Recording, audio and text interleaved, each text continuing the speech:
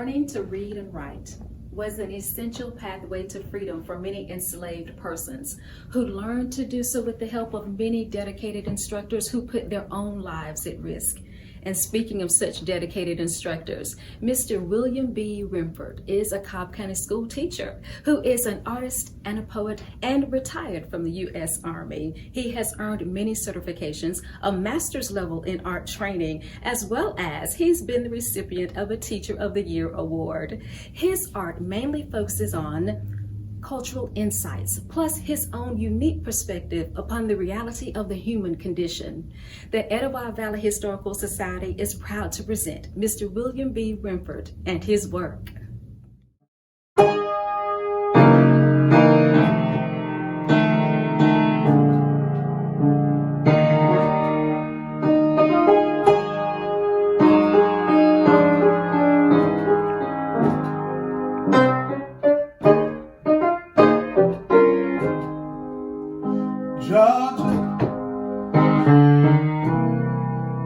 Georgia, the whole day through, just an old sweet song keeps Georgia on my mind.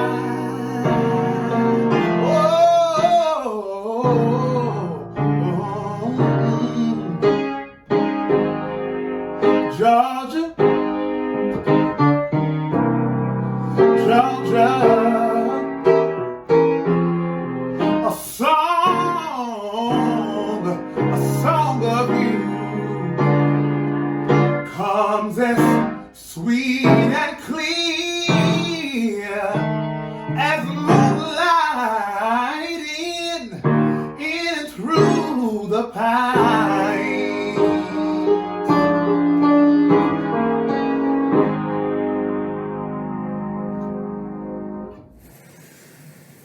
Hello, my name is Bill Rembert, and I just want to thank you for this opportunity to be a part of this program. Just starting a little bit about myself. I retired 17 years ago from the Army. I was a sergeant first class in the infantry. And when I first joined the Army, I had decided that I wanted to do my life in three phases. 20 years in the Army, retire, become a teacher for 20 years, retire, and then become an artist. So I'm in my second phase, 17 years into it. And my first 8 years in teaching, I was a special ed teacher, which I did enjoy. I liked working with those kids. But my passion was art, and I was fortunate enough to transfer over to become an art teacher.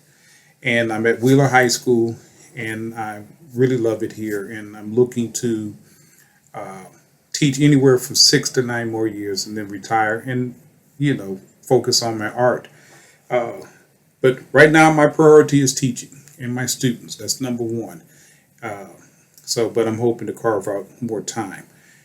But the art, what my art is about, it really has transitioned. Obviously, in 40 years, you grow.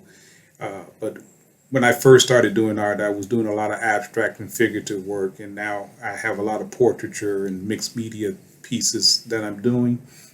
But my art is really me looking at how things are done today and how they refer to our past. And, somewhat to say that, we need to learn from our past in moving forward. So that's pretty much where I am. And the poetry just happened by chance. February 23rd, 2003, my dad passed away, and I was just suspecting it. And my first reaction was to sit down and write a poem, something I'd never done before. And then I was like, wow, this kind of felt good.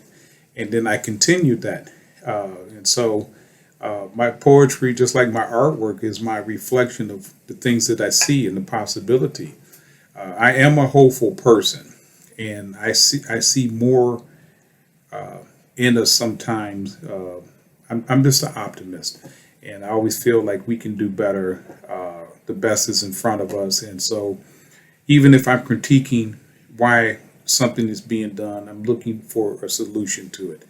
And so, I hope people that view my work can get inspired by it. It's the same way with my students. I try to inspire them to be the best that they can be, to be happy, and to be successful, however they define success. And so, that's it. So I hope you enjoy the work, and I appreciate being a part of this. Thank you. I'm going to do an overview of my artwork to give a kind of brief understanding of how I process. And I'm going to start with the music series. First, in 2010, I wrote this poem that talked about soul music, and I felt like, soul music changed from when I was young to that now we have music without the soul. So that inspired a series of artwork. Then the first one would be by Gil Scott-Heron, and this was his album cover for 1970, and I changed his lenses to 9/11 and Columbine, and he had the song called "The Revolution Will Not Be Televised," and I did another poem that I put on the piece that's called "As the Revolution is Televised." Then I did Stevie Wonder, Inner Visions. I thought that was a perfect name because when you listen to his lyrics, it's like he can see, and his words are just so beautiful. So I wanted to use that as a starting point, and with him, I changed his glass lenses from Katrina and Haiti scenes. The next I did Ray Charles, and I thought it was appropriate to put how he overcame racism and focus on his music, and after being blackballed in the state of Georgia for 10 years, now the state song is his song, Georgia on My Mind.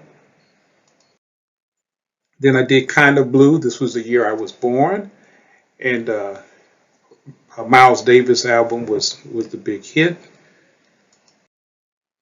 And I did Black Gold. Esperanza Spalding is a really nice jazz singer. Her music is very inspirational. I thought she was appropriate to highlight. Then I started the Freedom Writer series. And it started with Erykah Badu's just wrapped it together, and I saw a video she had, and I thought it just inspired me to say, why aren't we thinking today's? Where are today's freedom riders? So her song Wyndham Seats inspired it. But I'd already started the Rosa Parks piece, and I did Dr. King and used the words that they were called at their time. And I added a couple of the white freedom riders, because many people don't know that of the first 13 freedom riders, 6 of them was white. And so I did a diptych of these 2 freedom riders and talked about their lives a little bit.